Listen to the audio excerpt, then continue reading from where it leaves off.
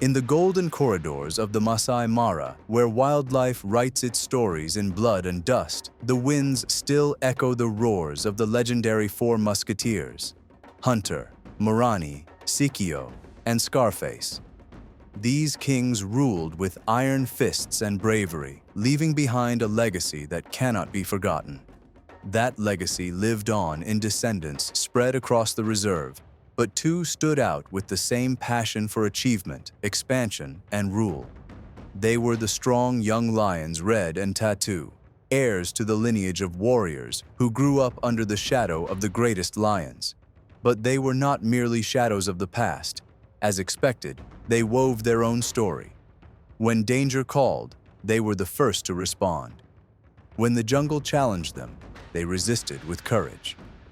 Now, the savannah awaits to see if the sons of the Four Musketeers will honor their father's legacy.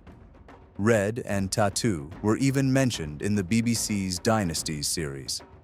Today, we will learn more about their path. So get ready for an exciting journey filled with power and passion as we uncover the horizons of the lives of these two magnificent lions. In the place where the golden sun touches the savannah plains, where the strong animals steer the wheel of leadership, lies the Maasai Mara National Reserve. It is one of the most famous places in Africa, known for its rich wildlife and epic battles that shape nature's balance, where stories of glory and tragedy are written every day among lions, hyenas, leopards, and other wildlife. For many years, the coalition of the Four Musketeers ruled this region without rival. Hunter, Morani, Sikio, and Scarface, names that the savannah echoed with a mixture of awe, carrying a legacy of power and dominance. The scarred face of Scarface made him the most famous lion in the world. But as with all dynasties, time had its effect. One by one, the Musketeers faced aging and the harsh cycle of the wild. When everyone thought their story had reached its end, it was, unexpectedly, just the beginning of a new tale. Among the descendants left by the Four Musketeers, two began to stand out: Red and Tatu. These young lions bore the weight of a legendary heritage. From an early age, they showed unbreakable resilience, playing and learning to hunt together, as if the power of the original coalition pulsed within them. The presence of Red and Tatu did not go unnoticed. Their strong builds, firm appearances, and contrasting personalities drew attention. Observers followed them closely. But, like many tales of the savannah, the path of Red and Tatu was not easy. As they reached maturity, natural challenges arose before them. Karibu and Rafiki had become the new rulers of the pride, while Red, Tatu, and their brothers were coming of age. The destiny of these young lions soon became clear. Red, Tatu, and their brothers were expelled from the coalition. It was time for them to grow and become kings. The first months of their nomadic life were harsh, but sudden loss shaped their character, maturing them into stronger lions. Red and Tatu were now alone. In the past, lions would hunt recklessly without analyzing their surroundings. But now, they would wait and observe carefully before launching precise attacks. Red and Tatu learned not to repeat mistakes, realizing that analyzing the environment before striking was a better tactic. They found themselves in uncharted territory, facing the challenge of living alone.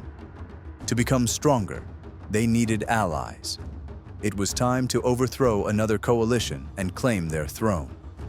Indeed, near the Mara River, there was a pride of experienced lionesses led by an old male whose reign seemed close to ending. Red and Tatu waited patiently, aware of their combined strength, for the right moment to act. At dawn, when the old leader rested away from the lionesses, they struck. With lethal blows, they brought him down. Within hours, the former king had fallen, and Red and Tatu seized power. The lionesses instinctively accepted the new leaders, recognizing their youth and strength. Now, the coalition had a territory to defend and a pride to lead. The era of Red and Tatu had finally begun. Unlike most dominant males, Red and Tatu helped the lionesses in hunting, While most males left hunting to the females, Red and Tatu showed them the importance of careful observation before striking to avoid unnecessary injuries. The two lions became a fearsome force, working in harmony. But with the arrival of cubs, things began to change. Tatu seemed content with life in the pride, focusing on protecting the lionesses and raising a strong generation. Red, however, was restless. He patrolled the territory with unusual intensity, often staring at the distant horizon as if searching for something beyond. Red expanded his patrols, venturing farther from the pride's land. To Tatu, this was a warning sign. He knew his partner carried the ambitious spirit of great conquerors. While Tatu stayed near the lionesses and cubs, guarding the pride's heart, Red explored the boundaries, as if preparing for something greater. Finally, Red's unease reached its peak. He did not return from his nightly patrol. It became clear he was determined to follow his own path. Tatu could not ignore his worry. Sensing something was wrong, he set out to find Red, tracking his scent to bring him back. Meanwhile, Red, exhausted from his journey, stopped to rest near a small rock formation. Under the scorching African sun, he lay down to regain his strength. Hours later, Red awoke to the sound of a familiar threat, the cries of a clan of 20 hungry hyenas, led by experienced mothers searching for food. Alone, Red was the perfect target. The hyenas surrounded the lone lion with cunning strategy.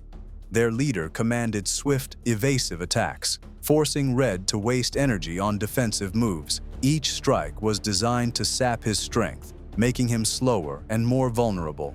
Red fought bravely for a long time, but fatigue set in. It was only a matter of time before he collapsed. But Tatu, following his brother's trail, heard the sounds of battle in the distance. Anger filled him as he saw the hyenas attacking Red. Charging in fury, Tatu killed several hyenas and chased their leader, forcing the rest to retreat. He had saved Red's life. Grateful, Red returned to the coalition, spending more time with his pride. Red and Tatu found peace and safety among their lionesses and cubs. For a few weeks, life seemed calm, but Red's restlessness returned. The horizon still called to him. This time, it seemed Tatu shared the same desire. They were the heirs of the Four Musketeers, and the spirit of conquest still flowed in their veins. This time, the two lions set out together into the unknown. But they were not alone. Their lionesses and cubs followed them across the vast Maasai Mara horizon. Yet, mysteries remain hidden by the savannah. After leaving proudly in search of new lands, Red, Tatu, and their pride disappeared, with no sightings for a long time. Wildlife follows its own rhythm, where silence often replaces answers. Tatu was not seen again until 2019. When rangers spotted him with a small group of lionesses, mating with one. Though Red was absent, Tatu seemed to have found stability with new lionesses, different from those of his original pride. After that, Tatu disappeared once more. Officially, that was his last sighting. Still, regular visitors to the reserve claim to have seen the brothers at different times, living nomadic lives alone, without lionesses. Some even claimed they saw them separated, each walking his own path. Whether these reports are true or just reflections of the desire to keep the memory of the heirs of the Four Musketeers alive, no one knows for sure. What is certain is that, like their fathers, Red and Tatu left their mark on the Maasai Mara. They taught us that loyalty and partnership can save lives and impose dominance across the vast savannah.